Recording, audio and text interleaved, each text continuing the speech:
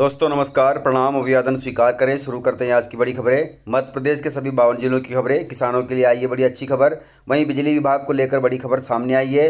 प्रधानमंत्री स्वनिधि योजना में बड़ी कार्रवाई हुई है। वहीं सीएम शिवराज सिंह चौहान ने आमजन के लिए लिया है बड़ा ऐतिहासिक फैसला। तो चलिए देखते हैं सारी खबरें विस्तार से। यदि आपको खबरें पसंद आए तो वीडियो को लाइक जरूर करिएगा और इसी प्रकार की खबरों के लिए आप चैनल को सब्सक्राइब कर ले। खबरें पूरी पाने के लिए वीडियो अंत तक जरूर देखिएगा। किसानों के लिए आई है अच्छी खबर। मध्य प्रदेश सरकार करेगी अब जबलपुर मटर की ब्रांडिंग। घर बैठे मिलेगा अब किसानों को फायदा। जबलपुर जिले के हरे मटर की ब्रांडिंग के लिए उद्यानिकी एवं खाद्य प्रसंस्करण विभाग रजिस्ट्रेशन करवा रहा है। जबलपुरी मटर के नाम से इसका लोगो भी तैयार किया गया है, जो यहां से सप्लाई होने वाले मटर के बैग पर लगाया जाएगा। जल्द ही इसे तैयार कर उन व्यापारियों को दिया जाएगा जो किसानों से मटर की खरीद कर उसे देश के विभिन्न हिस्सों में भेजते हैं। अब इसकी एक अलग पहचान होगी और जबलपुर का मटर पूरे प्रदेश में जबलपुरी मटर के नाम से जाना जाएगा। जबलपुर जिले में हर साल करीब 30,000 हेक्टेयर रकबे में मटर की खेती होती है, जिसमें 2,40,000 मीट्रिक टन से ज़्यादा का उत्पादन होता है और जिससे 400 करोड़ का कारोबार होता है और किसानों को इसका फ़ायदा मिलता है। हरे मटर की व्यापक पैमाने पर पैदावार जबलपुर जिले के कुछ तहसीलों में होती है। इसकी बिक्री देश के कई राज्यों में होती है, लेकिन फिलहाल इसकी कोई पहचान नहीं है। यह बोरियों में पैक होकर शहर से बाहर चला जाता है, वहां से मंडियों में पहुंचकर बाजारों में आ जाता है। इसलिए इसे एक नई पहचान दिलाने के लिए कयावत की जा रही है और यह एक जिला एक उत्पाद के तहत हो रहा है। आत्मनिर्भर मध्य प्रदेश के तहत एक जिला एक उत्पाद के तहत हरे मटर का चयन किया है जिला प्रशासन ने। इसकी टैगलाइन मां नर्मदा के पवित्र जल से सिंचित जबलपुरी मटर होगी, जो मटर के बोरों पर लिखी जाएगी, जिससे इसे पहचान मिलेगी और पूरे देश में यह छा जाएगा। इससे जबलपुर जिले का नाम और देश में प्रख्यात होगा और वहां के किसानों को बहुत अधिक लाभ होगा। वहीं मध्य प्रदेश में डेंगू जोरों पर चल रहा है। मध्य प्रदेश हाईकोर्ट ने डेंगू की रोकथाम के लिए लिया है बड़ा एक्शन। मध्य प्रदेश हाईकोर्ट ने डेंगू की रोकथाम के लिए नगर निगम जबलपुर से एक्शन टेकन रिपोर्ट तलब किया है। इसके लिए आगामी सुनवाई 8 नवंबर रखी गई है, जो हाईकोर्ट में होगी। दलील दी गई है कि नगर निगम की ओर से महज खानापूर्ति की जा रही है। इस वजह से शहर में डेंगू के मरीजों की संख्या में बहुत इजाफा हुआ है, जबकि शहर में साफ सफाई की हालत चिंताजनक है। हाईकोर्ट ने सितंबर माह में डेंगू की रोकथाम के लिए उठाए गए कदमों की जमीनी रिपोर्ट मांगी थी, लेकिन स्वास्थ्य अधिकारी मौखिक रूप से अब तक उठाए गए कदमों का ब्यौरा पेश करते रहे, औपचारिकता पूरी करते रहे, कागजी कार्रवाई करते रहे, लेकिन जमीनी हकीकत कुछ और है। वहीं मध्य प्रदेश में फिर मिले कोरोना के नए 19 मरीज। सक्रिय मरीजों का आंकड़ा हो गया है अब 115 तक। स्वास्थ्य विभाग द्वारा गुरुवार को जारी हेल्थ बुलेटिन के अनुसार प्रदेश में कोरोना के 19 नए मरीज मिले हैं। यह मरीज इंदौर, भोपाल, धार, झाबुआ, उज्जैन, जबलपुर जिले में हैं। 57,000 सैंपल की जांच हुई है। 19 मरीजों में कोरोना की पुष्टि की गई है इस जांच में। इसके पहले सोमवार को 27 और मंगलवार को 20 नए मरीज मिले थे। प्रदेश में सक्रिय मरीजों की संख्या बढ़कर अब 115 हो गई है। सबसे ज़्यादा 38 सक्रिय मरीज इस वक्त भोपाल में हैं, इंदौर में 30 हैं और धार में 11 सक्रिय मरीज हैं। स्वास्थ्य विभाग के अपर संचालक डॉक्टर वीणा सिंह ने कहा कि यह मौसम वायरस से होने वाले बीमारियों को फैलने के अनुकूल है। दूसरी बात यह है कि नवरात्रा और दशहरा में हर जगह लोगों की भीड़ उमड़ी थी, लेकिन लोगों ने कोरोना गाइडलाइन का पालन नहीं किया, मास्क नहीं लगाया, सोशल डिस्टेंसिंग का पालन नहीं किया। यही वजह है कि कोरोना के मरीज की संख्या में बढ़ोतरी हो रही है। वहीं बिजली विभाग को लेकर बड़ी खबर है। मध्य प्रदेश में 1,000 से ज़्यादा इंजीनियरिंग लाइन स्टाफ की भर्ती की जाएगी। पूर्व क्षेत्र विद्युत वितरण कंपनी में रिक्त पदों को भरने के लिए तैयारियां शुरू हो गई है। शासन से रिक्त पदों की मांगी गई जानकारी में 1,000 से ज़्यादा पद पर भर्तियां करने की बात कही गई है। इसमें 400 पद अनुकंपा नियुक्ति से भरे जाएंगे। इसके अलावा 35 पद कोरोना दिवंगतों की अनुकंपा नियुक्ति से भरे जाएंगे। प्रबंधन का कहना है कि बिजली वितरण कंपनी में भारी संख्या में पद रिक्त बने हुए हैं। इस वजह से मैदानी काम करने में परेशानी आ रही है। फिलहाल कार्य का बोझ आउटसोर्स के जिम्मे है। ऐसे में जरूरी है कि रिक्त पदों को शीघ्र भरा जाए। उसके लिए कार्रवाई शुरू हो गई है। प्रधानमंत्री स्वनिधि योजना के हितग्राहियों ने किया है बड़ा हंगामा। अपर आयुक्त ने कहा है कि सभी लोन आवेदन जल्द स्वीकृत किए जाएंगे, किसी को कोई तकलीफ नहीं दी जाएगी। मामला ग्वालियर जिले का है। ग्वालियर जिले में प्रधानमंत्री स्वनिधि योजना के तहत जिन हितग्राहियों के लोन आवेदन बैंकों में भेजे जा रहे हैं, वहां स्वीकृत होने में देरी होने से हितग्राहियों का सब्र टूट रहा है। आज बैंक ऑफ बड़ौदा की शाखा में हितग्राहियों ने हंगामा कर दिया।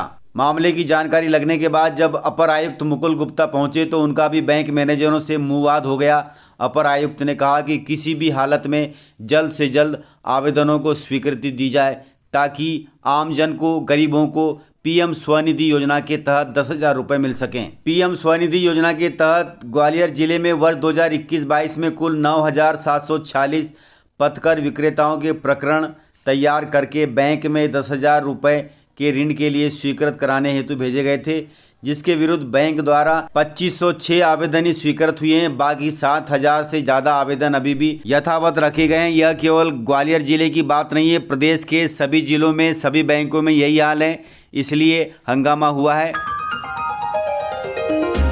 यदि आपको लक्ष्मी पूजन की ई पुस्तिका मंगाना है तो व्हाट्सएप पर लिखकर भेजें एलपी अर्थात लक्ष्मी पूजन, क्योंकि काफ़ी लोगों को लक्ष्मी पूजन के दिन दिक्कत आती है, लक्ष्मी पूजा की पूरी विधि जानकारी नहीं रहती। इसलिए दीपावली पर लक्ष्मी पूजन ई पुस्तिका लॉन्च की गई है।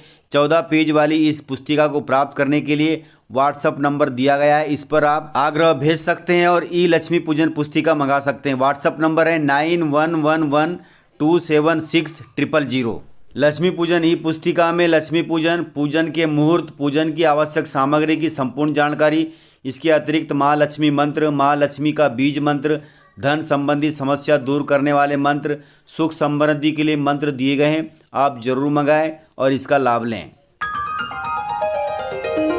वहीं सरकार ने शुरू की है कृषि उड़ान योजना। अब कम समय में अलग अलग बाजारों में पहुंचेंगे किसानों के कृषि उत्पाद। सरकार ने खाद्य उत्पादों को नुकसान से बचाने के लिए कृषि उड़ान योजना की शुरुआत की है, जिसके चलते अब कृषि उत्पाद अर्थात कृषि फसलें सही समय पर बाजार में पहुंच जाएगी। नागरिक उड्डयन मंत्री ज्योतिरादित्य सिंधिया ने योजना की शुरुआत करते हुए कहा कि लंबे समय से चली आ रही कृषि उत्पादों की बर्बादी की समस्या का अब समाधान होगा। इस योजना के तहत उत्तर पूर्वी राज्यों, पहाड़ी राज्यों और आदिवासी क्षेत्रों से खाद्य पदार्थों का परिवहन पूरे देश में किया जाएगा। योजना के अंतर्गत नागरिक उड्डयन मंत्रालय डोमेस्टिक कैरियर को लैंडिंग करवाएगा, पार्किंग करेगा, लैंडिंग शुल्क और रूट नेविगेशन सुविधाओं के शुल्क की पूरी तरह से छूट देगा। मंत्रालय ने इस योजना के लिए 53 हवाई अड्डों का चयन किया है, जिनका संचालन भारतीय विमान प्राधिकरण की ओर से किया जाएगा। तो अच्छी बात है किसानों के लिए। वहीं सीएम शिवराज सिंह चौहान ने किसानों को दिलाया भरोसा, कहा कि खाद की कमी पूरे प्रदेश में नहीं होने देंगे, जल्द पहुंचेंगे 32 रेक। प्रिय किसान बहनों और भाइयों, नमस्कार। अभी मैंने प्रदेश में खाद की उपलब्धता की विस्तृत समीक्षा की है। यूरिया पिछले वर्ष अक्टूबर के अंत तक 3,48,000 मीट्रिक टन किसान बहनों और भाइयों के द्वारा उठाया गया था। इस साल 3,18,000 मीट्रिक टन उठाया जा चुका है। बाकी शेष बची मात्रा भी इस महीने के अंत तक 31 अक्टूबर तक उपलब्ध करा दी जाएगी। गत वर्ष अक्टूबर के अंत तक 2,78,000 मीट्रिक टन यूरिया किसान बहनों और भाइयों द्वारा खरीदा गया था। इस साल 2,31,000 मीट्रिक टन यूरिया किसान भाई बहन खरीद चुके हैं और बची हुई शेष मात्रा भी उपलब्ध कराई जा रही है। आप चिंता ना करें। 32 अतिरिक्त रैक 30 अक्टूबर तक प्रदेश के विभिन्न स्थानों पर पहुंचेंगे और उन रैकों में जो यूरिया आएगा वो हम किसान को उपलब्ध कराएंगे। नवंबर में जो खाद है उसके लिए भारत सरकार से मैंने चर्चा की है। जो आवश्यकता है उतनी खाद निश्चित तौर पर हमको मिलेगी। एनपीके भी पर्याप्त मात्रा में उपलब्ध है। मेरी आपसे ये भी अपील है कि आवश्यकता पड़ने पर एनपीके और सुपर फास्फेट का भी आप उपयोग करें। मैं आपको आश्वस्त करता हूं कि हम जो आवश्यक मात्रा है, जो ज़रूरत है प्रदेश की, उसके लिए डीएपी, यूरिया, एनपीके की उपलब्धता सुनिश्चित करवाएंगे। आप परेशान ना हो, हड़बड़ में ना रहें। इसलिए मैं आपसे अपील करता हूँ, चिंता ना करें, समय समय पर आवश्यक मात्रा में खाद उपलब्ध कराई जाएगी। बहुत बहुत धन्यवाद। वहीं प्रदेश में उपचुनाव का प्रचार थम गया है। उपचुनाव प्रचार थमने के बाद चुनावी आचार संहिता के उल्लंघन पर बीजेपी सांसद पर हुई एफआईआर। किस प्रकार से भाजपा के नेतागण चुनावी क्षेत्रों में उड़ा रहे हैं आचार संहिता का मजाक। सतना जिले से भाजपा सांसद को रैगांव की कांग्रेस प्रत्याशी कल्पना वर्मा ने खुद चुनावी क्षेत्र में समय समाप्ति के बाद प्रचार करते हुए रंगे हाथों पकड़ा। चुनाव आचार संहिता के उल्लंघन होने पर आईपीसी की धारा 188, 34 और लोक प्रतिनिधित्व अधिनियम की धारा 126 के तहत उन पर मामला दर्ज किया गया है। इस प्रकार से सुनते हैं पूरा मामला लाइव। मेरा आपसे अनुरोध है कि आप चलिए। जाओ तुम्हारा नहीं, आप कैसे किस तरह बात कर रहे हैं आप? अरे आप कैसे बात कर रहे हैं? आप तो आप सांसद बन तो बस वही मैं करो। आप चलिए और मैं ऐसे जबरदस्ती बता दो बेटा। हाँ, अरे यह अधिकार आपको नहीं है। अधिकार कैसे नहीं है? हम शिकायत करिए। मैंने शिकायत कर चुकी हूँ। आप चलिए, आप चलिए। नहीं, मेरा निवेदन है, अभी आप बहुत प्रेम से बात कर रहे हैं। क्या करोगे भाई आप चलिए ना, आपसे हो गया। अब मैं जाऊंगा, जैसे जाऊंगा हम आपके गाड़ी में थोड़ी जाऊंगा। आप अपनी गाड़ी से चाहिए आप चलिए ना। हम चाहेंगे कि नहीं जाएगा, आप जाइए। मेरा निवेदन है कि आप हमारे विधान ये तरीका ठीक नहीं है। नहीं, ये तरीका ठीक हो ना हो, आपका तरीका ठीक है, बस हमारा ही हाँ ठीक है। कि आपका प्रशासन है, इसलिए आप उसका हम क्या कहते हैं? नहीं, वो ऐसे में मैं नहीं कह रही। आपने निमंत्रण किया वो ठीक है, पर 30 के बाद मेरा निवेदन है। नहीं, मेरा निवेदन है 30 के बाद आप निमंत्रण करिए। पूरे कोई आपत्ति नहीं। आज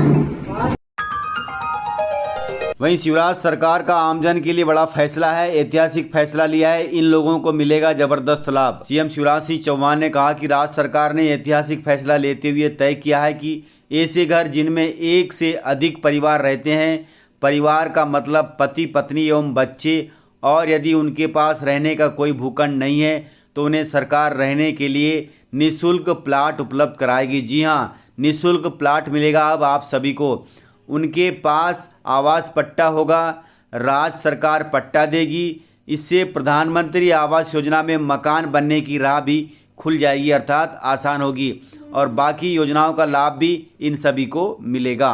आवंटन के लिए भूखंड का अधिकतम क्षेत्रफल 60 वर्ग मीटर होगा, ध्यान रखिएगा। आवेदन करने के लिए वही आवेदक पात्र होंगे जो संबंधित ग्राम के निवासी होंगे, और आवासीय भूखंड प्राप्त करने के लिए आप ऑनलाइन पोर्टल सारा पे जा सकते हैं, ऑनलाइन आवेदन कर सकते हैं, या फिर ग्राम पंचायत से भी इसकी जानकारी ले सकते हैं और इस योजना का लाभ ले सकते हैं। तो इस प्रकार से जानकारियाँ थी। यदि आपको जानकारियाँ पसंद आई हो तो वीडियो को लाइक ज़रूर करिएगा, और यदि आपने वीडियो पूरा देखा है तो उसके लिए बहुत बहुत धन्यवाद। वीडियो को ज़्यादा से ज़्यादा अपने दोस्तों में शेयर करें ताकि वे भी जानकारियों से अपडेट रहें और जानकारियों का लाभ ले सकें। तो आज की वीडियो में इतना ही। मिलते हैं सर अगले वीडियो के साथ, तब तक के लिए जय हिंद, जय भारत।